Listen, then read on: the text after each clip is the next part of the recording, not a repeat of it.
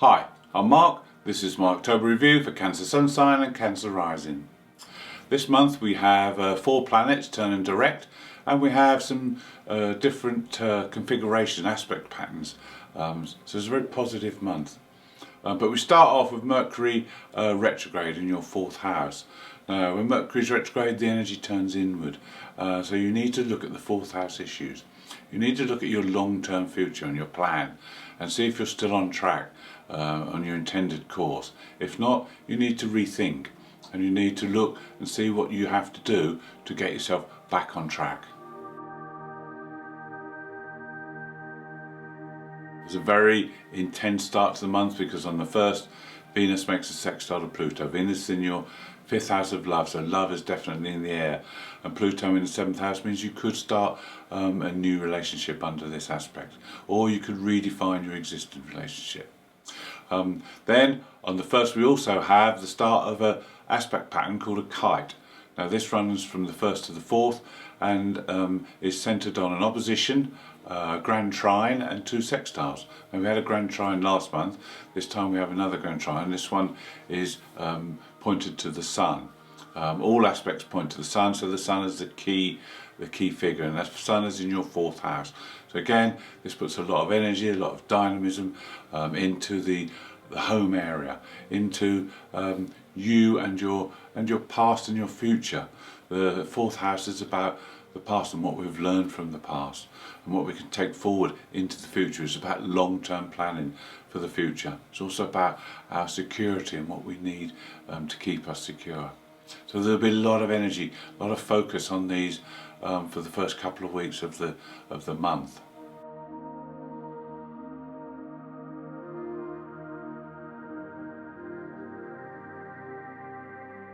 On the 3rd, we have an aspect that will help you to plan and see the bigger picture of things that you want to change for the future. Mercury, who's retrograde, makes a positive aspect with Jupiter, who's also retrograde. So this is internal work that needs to be done under this aspect.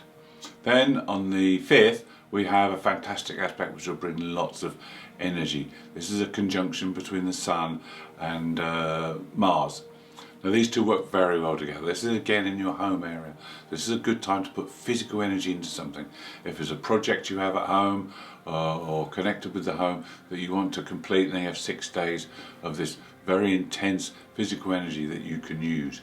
Now if you can't use the energy, it's best to do some exercise or something in your spare time to just help you to get rid of the tension that can build up if you're just sitting behind a desk. On the 6th we have a new moon.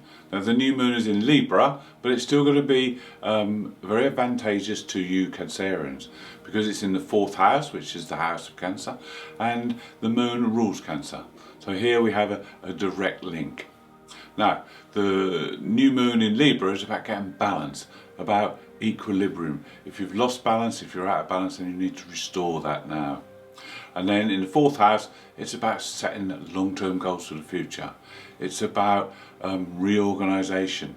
It could be focused around the home, it could be remodelling or redecoration. But again, there's this strong emphasis for the first few weeks of October centred around the home. This could be again your security. You may want to look at personal security and how and what makes you feel secure. It's also a good time to look and connect with your roots and see maybe in your family tree or your past where you may have some connections, and you could learn about yourself through these connections.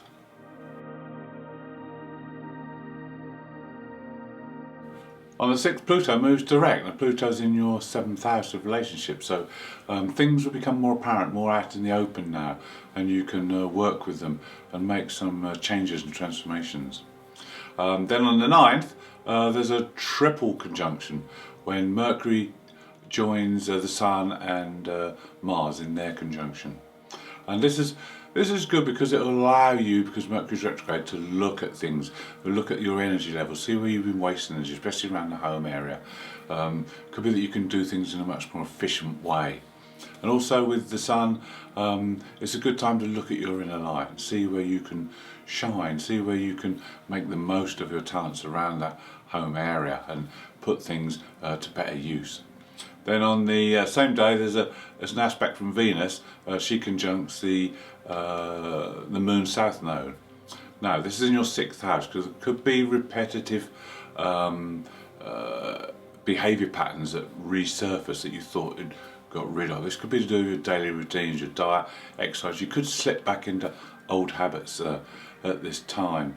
And you need to be aware that you need to move forward. You need to put conscious effort into not falling back into past habits, not falling back into the familiar, pushing forward in the new territories, and leaving the past behind.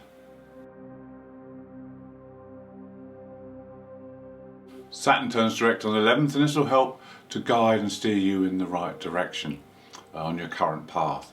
Also on that day, there's a positive aspect between Chiron and the Black Moon Lilith. Now the Black Moon Lilith is in the 12th house. Now she's comfortable there because she represents all our inner primal urges and desires. But Chiron is in the 10th house, so there's an opportunity to work with your public face. It's ideal to make changes so you can make yourself more unique, more of an individual. The Black Moon in Gemini means you need to be more individual. You don't need approval. This is what the Black Moon in Gemini is trying to teach us all, that we don't need to seek approval. We can be our own person and be an individual. So it's an ideal opportunity to let go of the past and to reshape yourself into the person you want to be rather than what you're expected to be.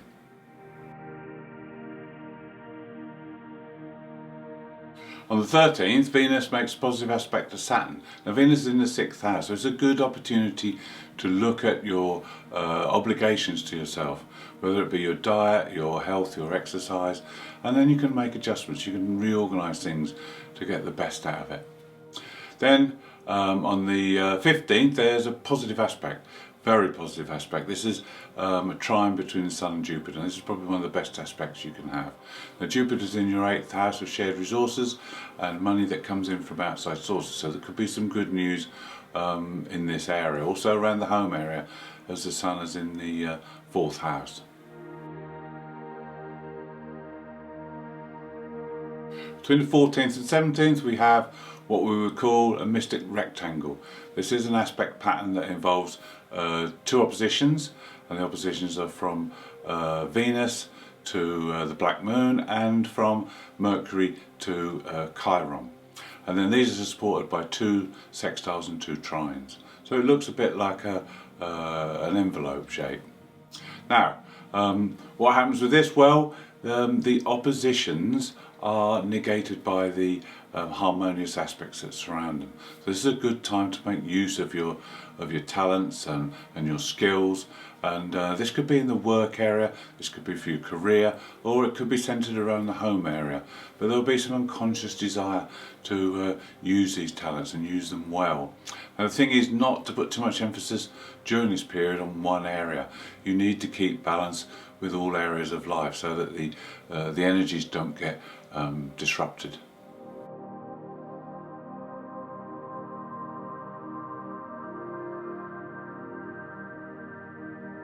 Between the 16th and the 21st we have our second kite configuration, but instead of the Sun this time Mercury is the focal point. And it's very interesting because during this period on the 18th Mercury will actually turn direct, so it'll be very interesting to see how the energies play out in this. Don't forget Mercury's in your 4th house, so when Mercury goes direct in the 4th house you will start to feel like a different person. All the things that have been troubling you, or the delays or hold-ups over the last few weeks, will suddenly fade away and you'll feel like a new person. So it'll be interesting to see how this pans out for you, because Mercury is in that home area, so this could be the focus of the energies.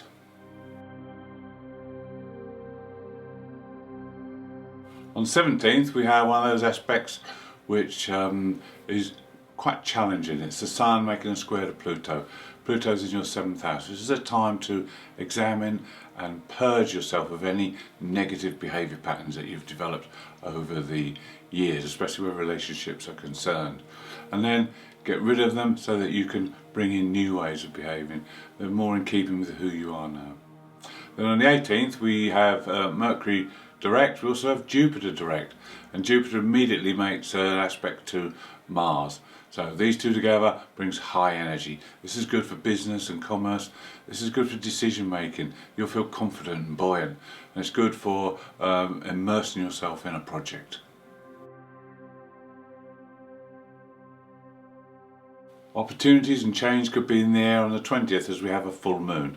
The full moon is in Aries, and this is in your 10th house. So the full moon in Aries is about being brave, being bold. It's will enthuse you with fire energy so that you'll be able to seek out new experiences, maybe get ready for a new challenge. Now, being in the 10th house, it's about being noticed. You may suddenly be thrust into the limelight. There may be a career opportunity or an opportunity come up on your chosen path that means you can progress. And this is also good for making sure you're in the right place at the right time, and then putting that energy into good use. On the 21st, Mars has another encounter, this time with Pluto, and it's a square, so it could be challenging. You'll want to be asserting yourself within relationships, whether these are personal relationships, business relationships, friends. You'll be wanting to be the dominant one. You want to assert yourself, but try not to be too overpowering, because you might come up against someone who's perhaps doing the same, and there could be a clash of power or personality. On the 26th, it could be a day when you're not concentrating very well, because Venus makes an aspect to Neptune and you could be drawn into daydreaming. On the 28th, there's another aspect. This time Venus makes to Jupiter, and this is a very fortunate aspect. But again, it's a very happy-go-lucky aspect, so you may not be in tune to do much, but it is good for business and it is good for law.